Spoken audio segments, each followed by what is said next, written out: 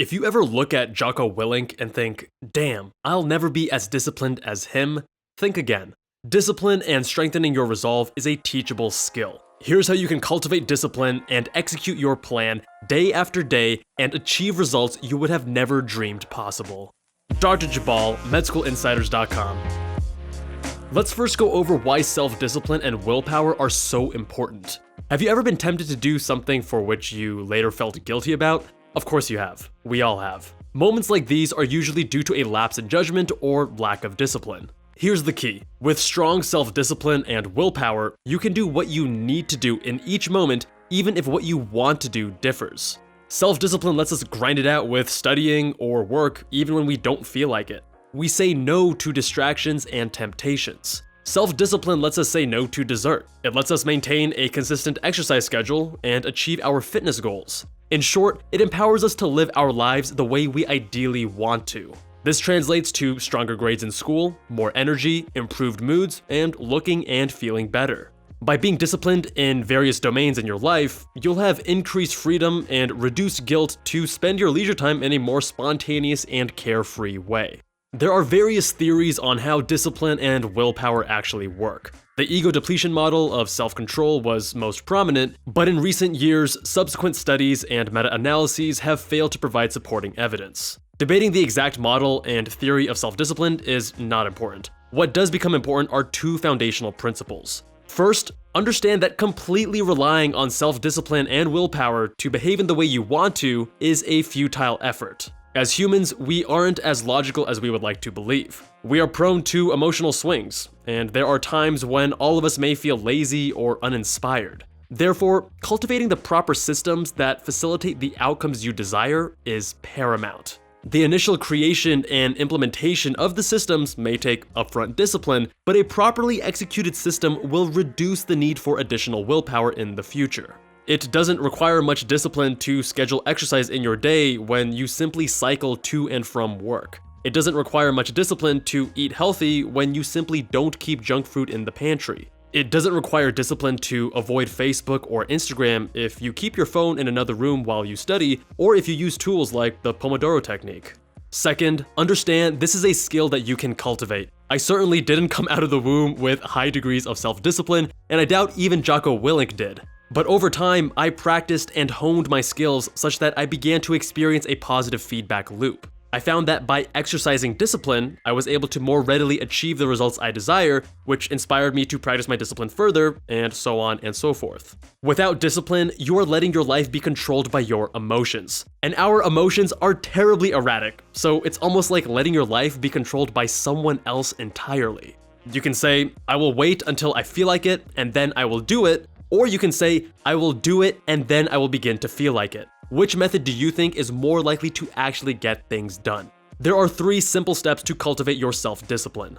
We each have lofty goals and aspirations. Maybe you want to be a neurosurgeon, or be a multimillionaire, or change the world with your new app idea. These are great, but they're not great starting points when you're cultivating self-discipline.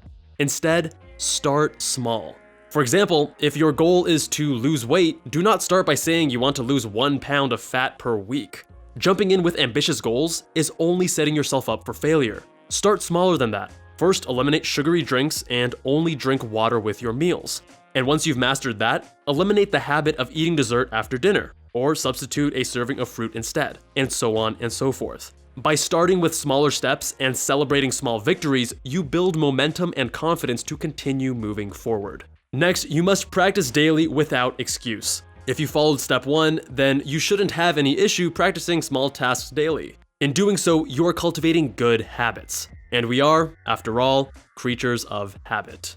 The 3rd year of medical school in the United States is considered one of the challenging years in your medical training. On certain surgical rotations, you go in before sunrise and get out after sunset. As a result, certain habits and priorities are harder to maintain. On days where I got out early, meaning before 8 p.m., and had the luxury of asking myself whether or not I wanted to go to the gym, I forced myself to go. I figured a tired workout is better than no workout, and if I had the luxury of asking myself whether or not to go, that meant I already had my answer. On many days, I got out too late, and there was no question that I could not go to the gym. Therefore, it was paramount to capitalize on any opportunity, regardless of how tired I was, and go to the gym when possible.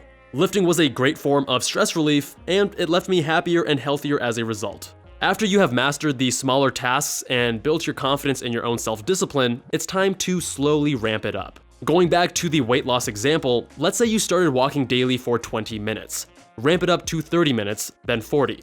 At a certain point, start jogging or cycling or doing HIIT. Keep challenging yourself incrementally. You don't go from walking 20 minutes to running a marathon, but you can certainly get there in a stepwise manner.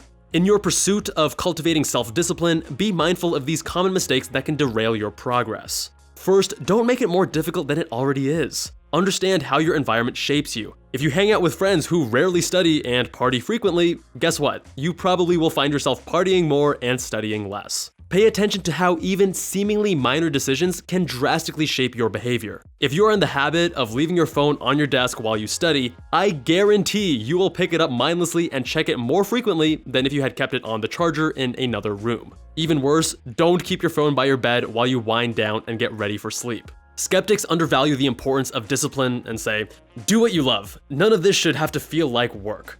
The truth is, no matter what you do, there will be things you enjoy and things you do not. You must accept the parts you do not enjoy as simply part of the experience. I do not like filing taxes or dealing with legal documents, but I still love creating and running my own businesses. As a student, I didn't like studying certain subjects, but I enjoyed learning and working hard to become the best surgeon I could be. The key is to grow to love the process. I love reconstructive plastic surgery. I love education and empowering students through these YouTube videos. I love healthcare innovation. I love sports cars and racing at the track. But each of these pursuits also has drawbacks, parts that I do not love. And that's where discipline comes in. With discipline, I was able to endure the challenging times as a pre-med in college, or in medical school, and even in surgical residency. Being exhausted and memorizing biochemical pathways on a Friday night isn't fun, but the sense of accomplishment, learning vast amounts of information, applying that knowledge, helping patients, and seeing myself improve was immensely rewarding. Medical education and training in the US is far from perfect, but I still grew to love the process despite its shortcomings.